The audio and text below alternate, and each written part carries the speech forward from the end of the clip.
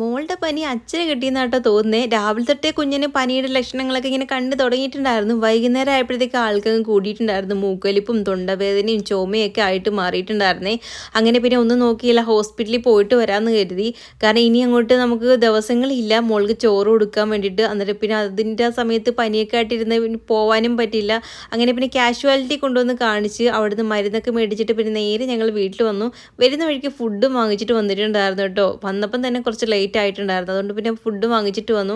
അങ്ങനെ ഫുഡൊക്കെ കഴിച്ചു. പിന്നെ എന്താ കുറച്ച് പാത്രങ്ങളൊക്കെ കഴുകാൻ വേണ്ടിയിട്ടുണ്ടായിരുന്നു. അങ്ങനെ അതൊക്കെ ഒന്ന് കഴുകി പറക്കിയൊക്കെ എടുക്കായിരുന്നു. ഇവിടെ രണ്ടുപേർക്കും വയ്യാത്തത് കൊണ്ട് തന്നെ എനിക്ക് ജോലികളൊക്കെ അവിടെ കിടക്കുക കേട്ടോ. അതിൻ്റെ കൂട്ടത്തിൽ ഋതുവിന് നല്ല നിർബന്ധമുണ്ട്. ആളിങ്ങനെ നിർബന്ധം കൊണ്ട് ഇങ്ങനെ ഇടയ്ക്കിടയ്ക്ക് കരഞ്ഞുകൊണ്ടേ ഇരിക്കും കേട്ടോ. അപ്പോൾ നമ്മൾ എടുത്തുകൊണ്ട് നടക്കാതെ അവൾ ഇരിക്കത്തേ ഉണ്ടായിരുന്നില്ല. അതും പിന്നെ കുഞ്ഞനാണെങ്കിൽ മോളെ എടുക്കുന്നും ഉണ്ടായിരുന്നില്ല.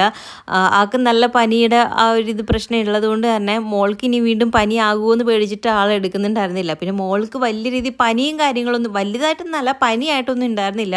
മൂക്കൊലിപ്പും ഇടയ്ക്ക് ചെറുതായിട്ട് ചുമ മാത്രമേ ഉണ്ടായിരുന്നുള്ളൂ കേട്ടോ. ആരംഭത്തിൽ നമ്മൾ ഹോസ്പിറ്റലിൽ കൊണ്ടുപോയി മരുന്ന് കൊടുത്തുകൊണ്ട് ആൾക്ക് വേറെ പ്രശ്നങ്ങളൊന്നും ഉണ്ടായിരുന്നില്ല. പിന്നെ ഇപ്പോഴത്തെ ക്ലൈമറ്റിൻ്റെ ആണെന്നാട്ടോ ഡോക്ടർ പറഞ്ഞത്. ഈ ഒരു സമയത്ത് ഞങ്ങൾ എങ്ങോട്ടും പോയിരുന്നില്ല പനി പിടിക്കാൻ വേണ്ടി. നമ്മൾ ആ ഒരു കുഞ്ഞിന് വയ്യാന്ന് പറഞ്ഞ് വീഡിയോ ഇട്ടപ്പോൾ ഒരുപാട് പേരും കുഞ്ഞിനെ പുറത്ത് കൊണ്ടുപോയിട്ടാണ് പനി പിടിച്ചതെന്നൊക്കെ പറഞ്ഞു. ശരിക്കും പറഞ്ഞാൽ ഞങ്ങൾ ഇട്ട വീഡിയോസൊക്കെ നേരത്തെ എനിക്കൊന്ന് ഒരു മാസത്തിന് മുന്നേ കണ്ട് എടുത്ത വീഡിയോസാണ്. കാരണം ഒരുപാട് വീഡിയോസ് പെൻഡിങ് ഉണ്ടായിരുന്നു.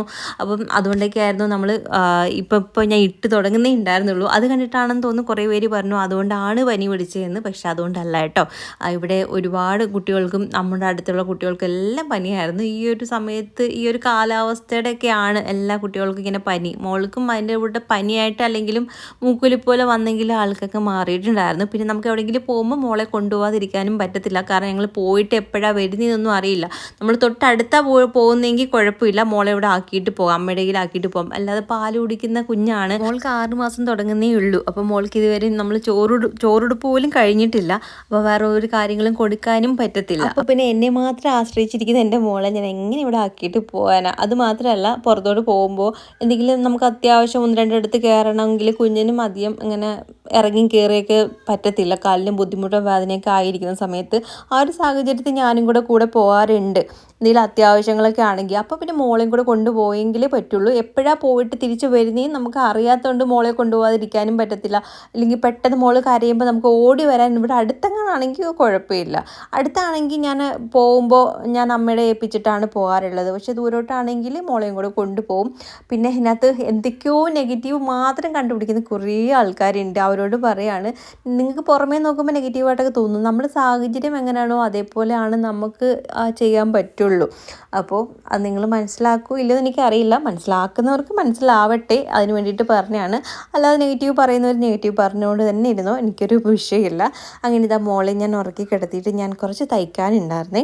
അപ്പോൾ നമ്മുടെ കുഞ്ഞിൻ്റെ ചോറുടുപ്പിന് വേണ്ടുന്ന ഡ്രസ്സുകളാണ് കേട്ടോ. അപ്പോൾ എനിക്ക് ഒരു ബ്ലൗസും പിന്നെ കുഞ്ഞിന് കുഞ്ഞുടുപ്പും പാവാടയൊക്കെ ഉണ്ട്. അത് ഞാൻ രാത്രിയിലിരുന്നാണ് കുറേശ്ശെ തയ്ക്കുന്നത്. ഇനിയിപ്പം അധികം ദിവസങ്ങളില്ല, അതുകൊണ്ട് കുറേശ്ശെ തയ്ച്ചങ്ങ് എടുക്കാമെന്ന് എഴുതി. പകലധികം തയ്ക്കാൻ പറ്റത്തില്ല, കാരണം മോള് അങ്ങനെ അധികം ഉറങ്ങാറില്ല.